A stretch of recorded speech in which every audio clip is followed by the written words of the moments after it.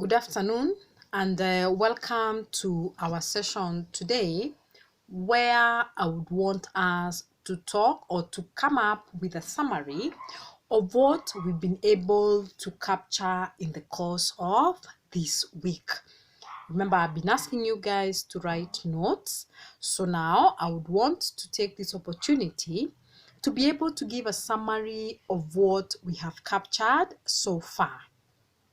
Okay, and as I've always said before, in case you have an issue or you need some clarification on certain issues, kindly let me know so that we are able to rectify or we are able to adjust so that we are able to move together as a team.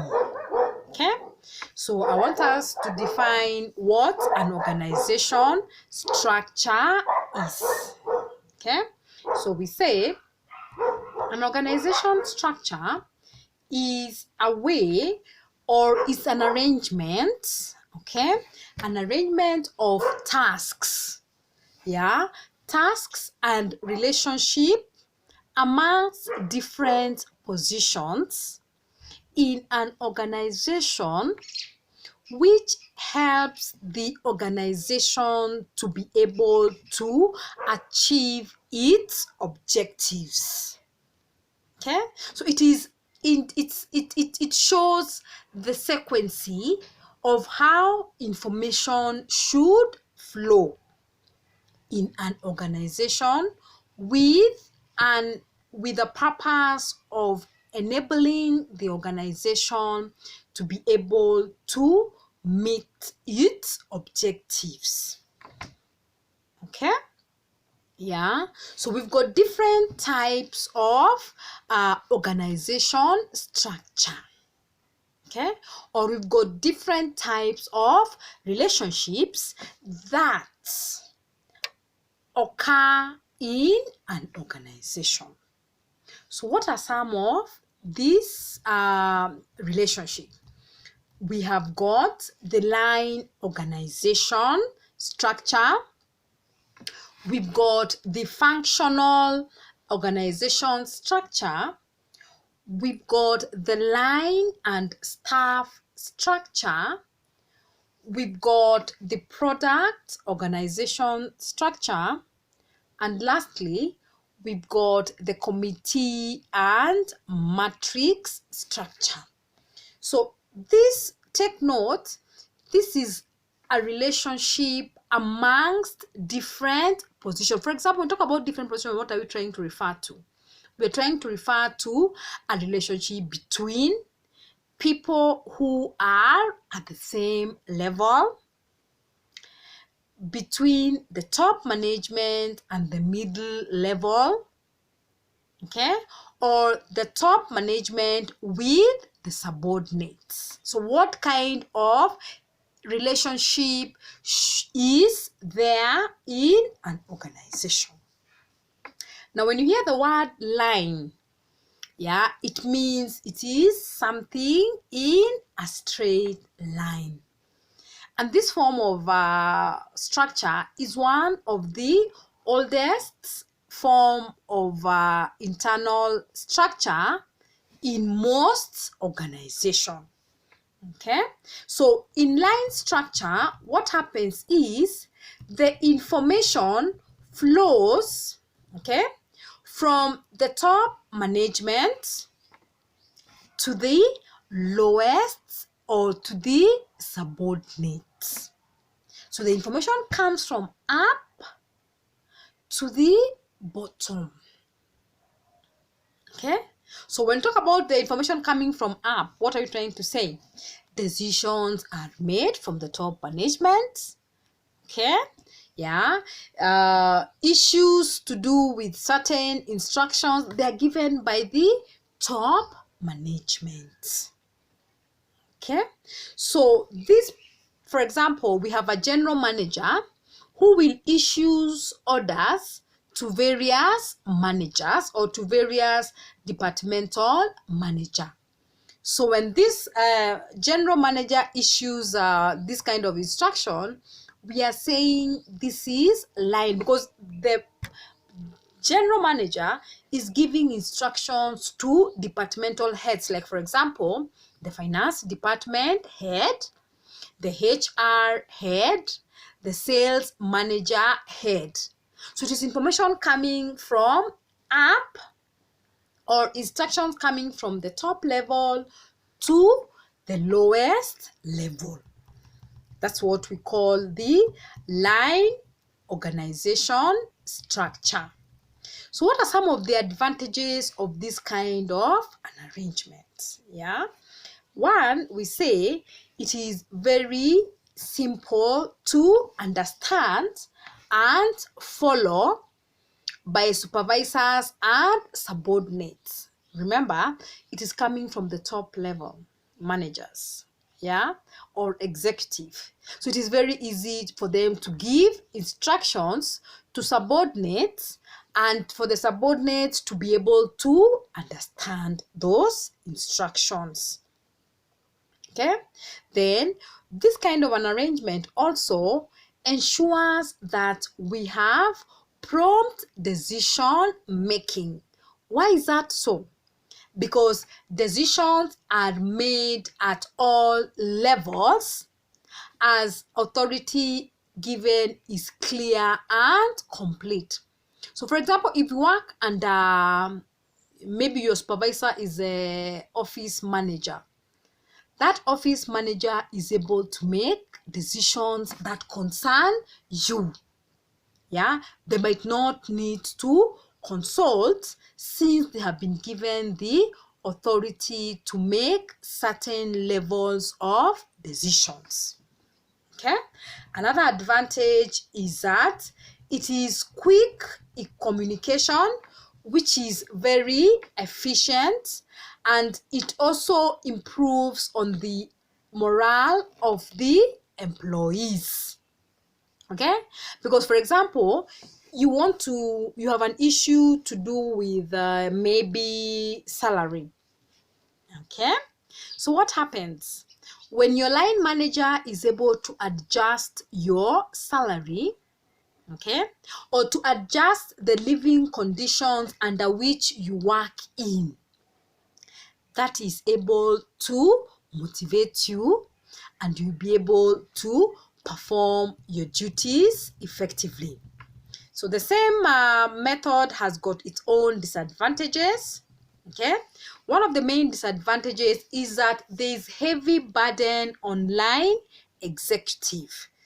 Okay, so the line executive means the top management. Yeah, these people have got so many duties and responsibility, and sometimes the quality of decision that they give, yeah, may suffer due to the heavy burden of these duties. For example, there's a certain decision that's supposed to be made.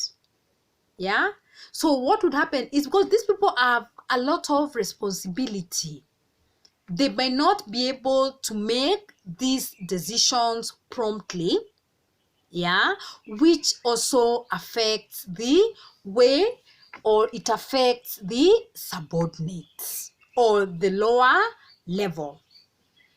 Okay, then also another disadvantage of this structure is that there could be some level of favorism. Okay, because I will tend to favor somebody because maybe I know them, and maybe a certain manager, or I got that job through a certain manager.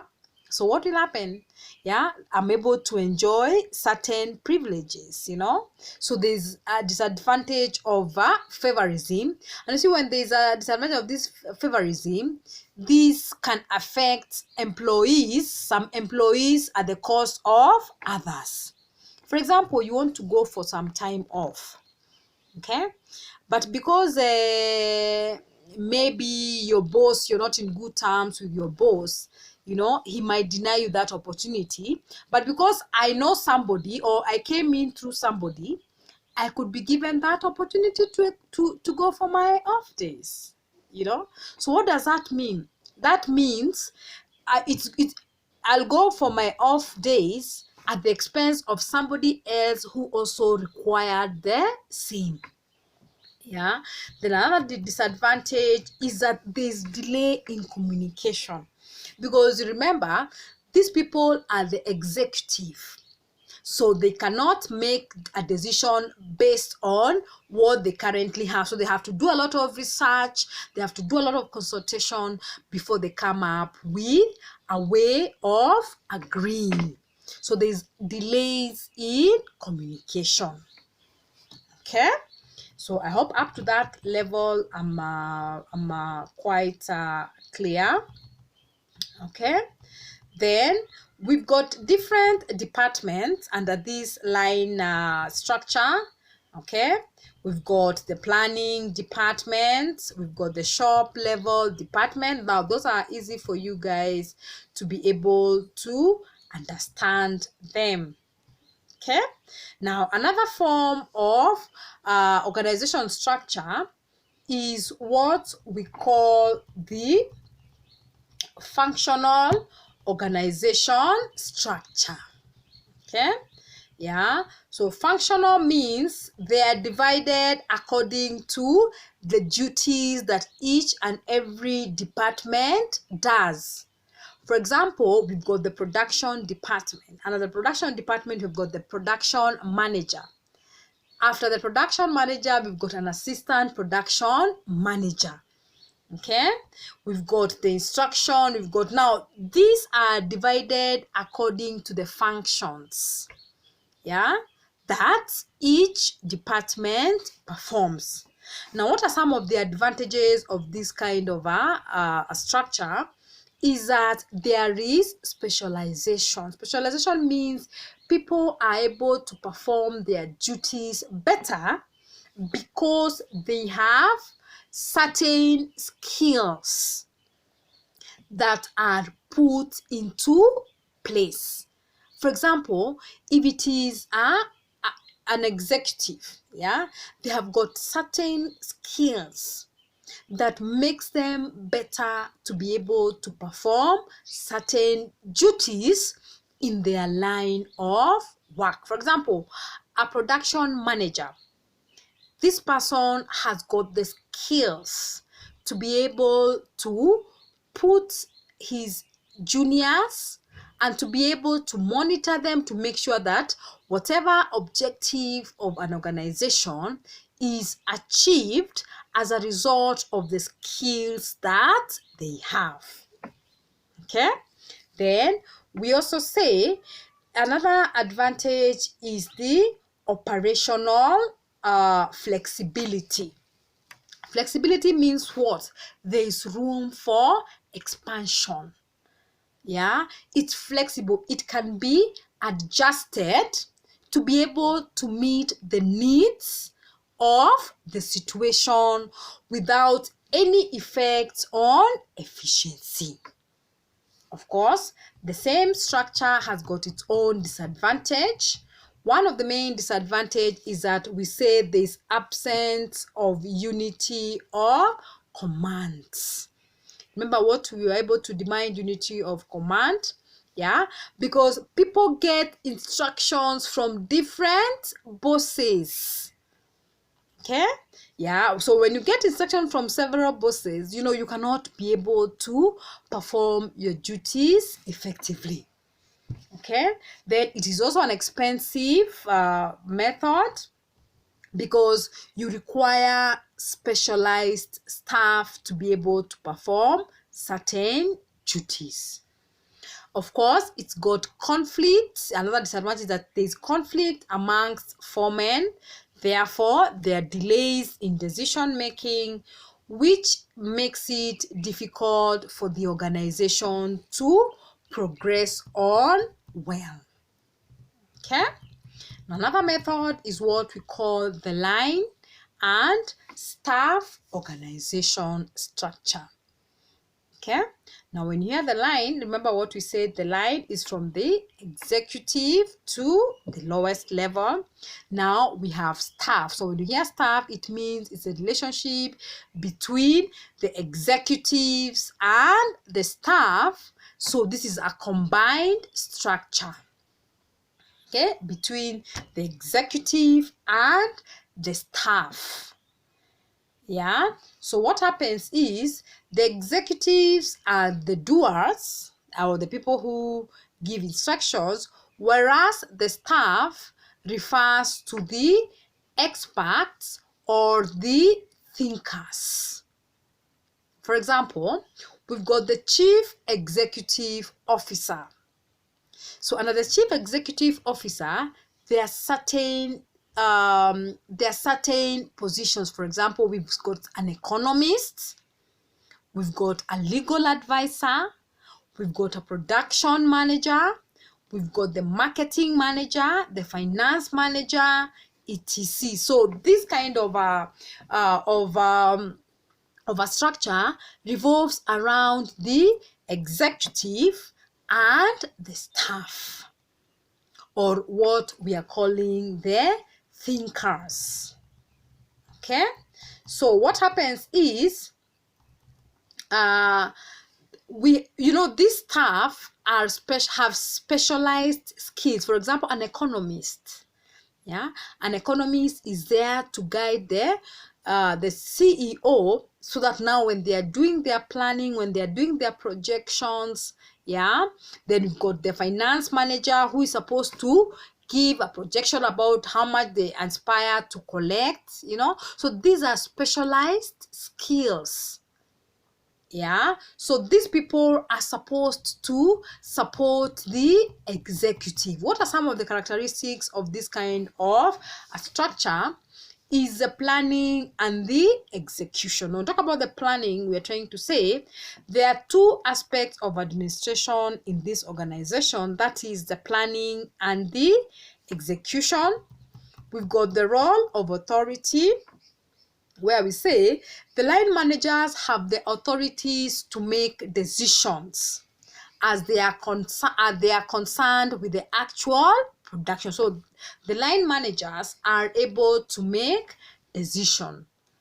Okay, of course, another characteristic is the possibility of conflict. Now, this is conflict between the CEO saying this and the executive or the staff thinking otherwise. So there's normally an issue of a clash.